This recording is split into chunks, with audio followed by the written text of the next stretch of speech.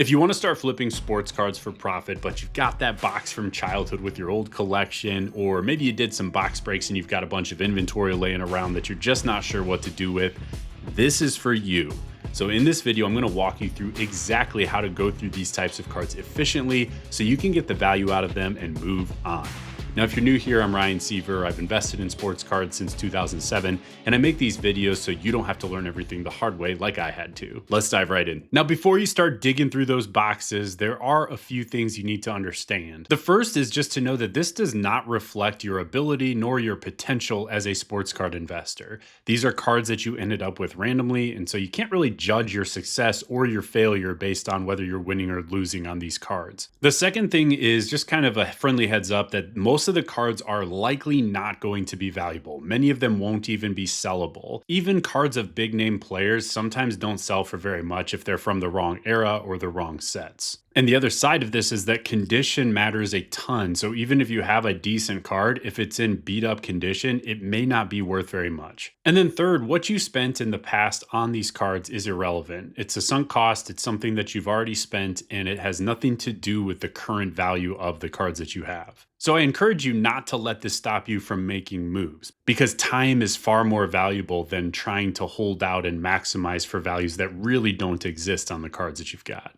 So the overarching mindset and sort of the goal here with these cards is to get what you can, get the value out of them as best as you're able to, and then move forward. I've seen people that jump into the card market wanting to make an income with sports cards, and they ultimately let themselves get so bogged down by their old collection that they ended up never really getting to that point, and they kind of just gave up and quit. And it's really too bad. So don't let an old box that's been sitting in your closet for the past couple of decades steal your dream and stop you from getting to the part where you actually make strategic moves that make you money as a card investor. All right, now that we've got that out of the way, we're going to talk through what do we actually do to go through our collection and get some value from it. So we're going to break this into 5 easy steps, and we'll start with step 1, which is to go through your collection and pull any cards that have sentimental value that you know you want to keep. Now, the way I decide on this is just to go through and ask yourself, would I actually miss this card if I sold it? And if so, just keep it. Part of the fun of this market is getting to deal in cards of players and teams that we really enjoy, and it's okay to have some fun along the way. My basic framework to decide what stays in the PC versus what gets sold as inventory is to ask the question,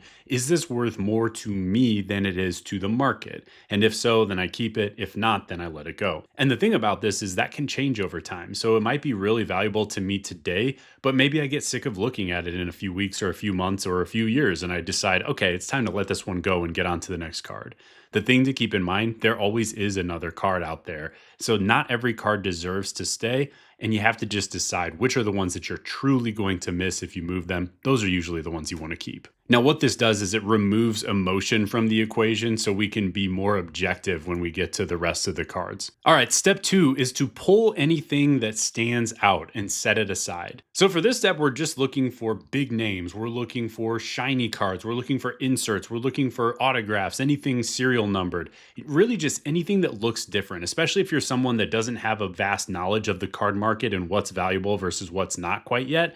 Just start with looking for the cards that actually seem like they might be valuable. Now keep in mind, most of the cards aren't going to be worth much money, so you should probably only be pulling a small percentage of the overall collection. Okay, so now we should have 2 piles. So the first one is going to be the cards that you think are actually worth something. The second one is going to be all the rest of the cards, just the bulk pile. And from there we move into step 3, which is to do a quick value check. So the way we do this in the card world is to use a comp tool to look up recent sales of similar cards, and then we estimate the value based on that. It's kind of like when you're buying or selling a house, you look at similar sales in the neighborhood to get a feel for what's the value of the house that you're looking at. Now, there are some really powerful data tools out there, but most of the good ones require a subscription.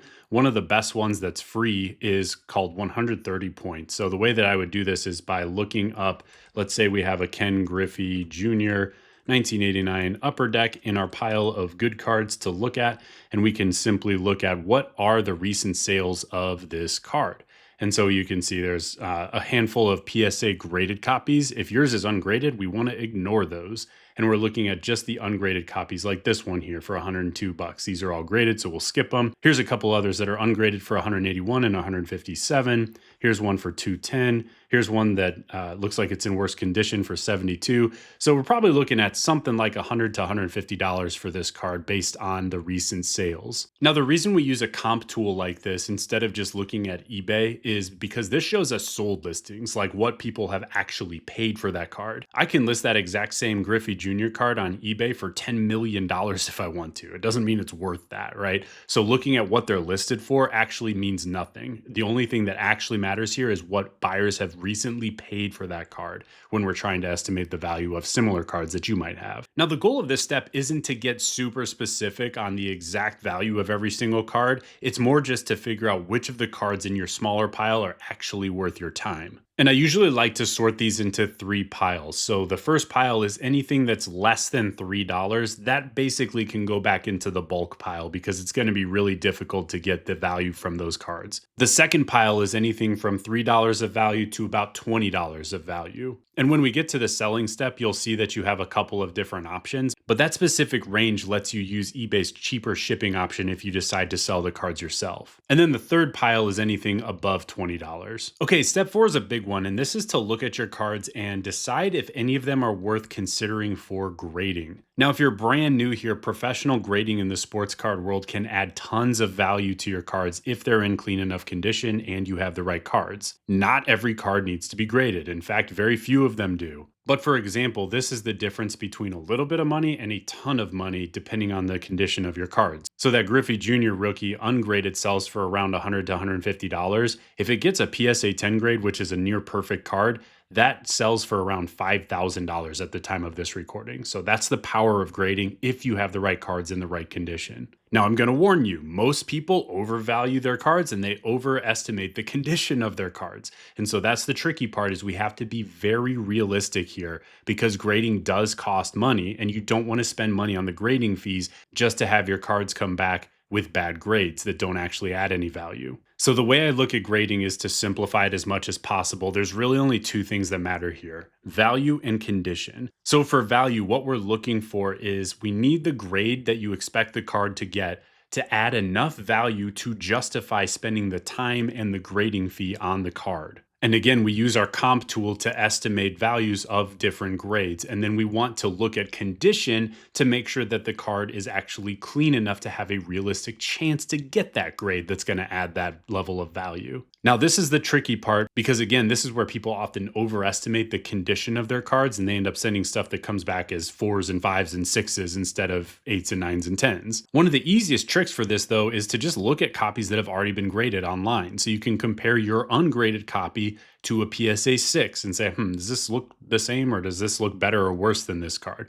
Compared to a 7, does this look the same or is it better or worse? Are the corners the same? Are the edges the same? Does the surface look about the same? Is the centering of the card within the border of the card the same? And again, if this is your first time trying to grade a card, it can actually be pretty challenging to estimate condition accurately. So just do the best you can. All right, and finally, step 5 is deciding what to do. So at this point, you've got 4 buckets of cards. The first bucket is your grading pile, anything that you think is worthwhile to get graded. The second bucket is your raw cards that are worth selling that are above $20 of value. The third bucket is everything worth selling that's between $3 of value and $20 of value. And then the last bucket is basically everything else, just your bulk pile of everything else that remains. For anything you're looking at grading, PSA is the best option right now. They are the most expensive and they take the longest, but they also add by far the most value to your cards. So it's a trade-off, but it's one that pays off in the end. Now, PSA accounts can be expensive. It's $200 per year, so you don't actually have to buy that. You can use a group submission either on the internet, or you can even go to your local card shop, or GameStop is another place you can take your cards to be submitted to PSA. Now, for the cards you're selling, this is where you have to decide how much time do you want to put into this. And if you put more time into it, you might get more money out of it, but you also are going to be putting in more work. And so it's a trade-off of how valuable is your time and how much do you want to put in versus how much you just want to kind of get these out of your hair and get what you can for them so you can move on with your life. If you want to sell them yourself, I'd probably just go with eBay. It's the biggest marketplace out there. And if you want some help with this, there are some good consignment companies out there. So if you just look up sports card consignment on Google, you'll probably find some pretty good options. Another site I like quite a bit is comc.com.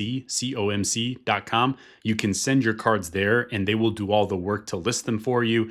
And then you just put in the price that you want for the card and your cards are listed for sale. So it takes all the work out of it. You do have to pay an upfront fee per card between 65 cents and $2, depending on the turnaround time. So just be careful of that. If you're sending in 1,000 cards, that you're going to have to pay a few $100s or a couple $1,000s, depending on the turnaround time you select. And that's part of why I suggest making the cutoff $3 on the lower end, because any lower than that, and you're going to run into some trouble with fees and with shipping costs really eating into the value that you get from selling those cards. And then finally is the bulk stuff. So what do we do with this? Guys, I've been doing this for a very long time. I've had people ask me this question more times than I can count. I still don't have a great answer for how you get rid of bulk cards, because they're heavy to ship and that eats into the value that you would get from any kind of sale, but they're also not usually worth enough to sell individually. So the only real option is to sell locally. And if you take it to your local card shop, they usually don't want bulk common stuff. They've got more of that stuff than they know what to do with to begin with. And if you try something like Facebook Marketplace, you just have a very small pool of buyers that are in your local area, and it may or may not actually work out. So this is one where, again, I don't have a great answer, but the thing is, we want to make sure that we're not getting bogged down by this. So if you still have cards that have been sitting in your closet for 3 decades and you end up with some cards that have to go back in your closet for another 3 decades, fine, right? Like, don't let that stop you from getting to the next step and starting to pursue the more strategic moves as a card investor. An overarching theme for all of the ways that you might sell your cards is just get them moving, like get them out there, get some money coming in the door. It's fun when you start hearing that eBay cha-ching noise on your phone. All right, now remember that the goal here is to get some value for the stuff that's worthwhile, but don't get stressed out about this. Don't get slowed down by cards that you just ended up with randomly. Get what you can for them and move on, because that's when we can get to the fun part, which is getting strategic. And speaking of which, once you're through the steps in this video, if you're someone that's trying to build cards into a money-making side business, I want to invite you to join us inside Ignite. It's my card investing community where we show you a proven system to win with cards, and then we help you along the way so you never get stuck. If that sounds at all interesting, I'll leave a link in the description with details, but otherwise, don't forget to subscribe, and we'll see you on the next video.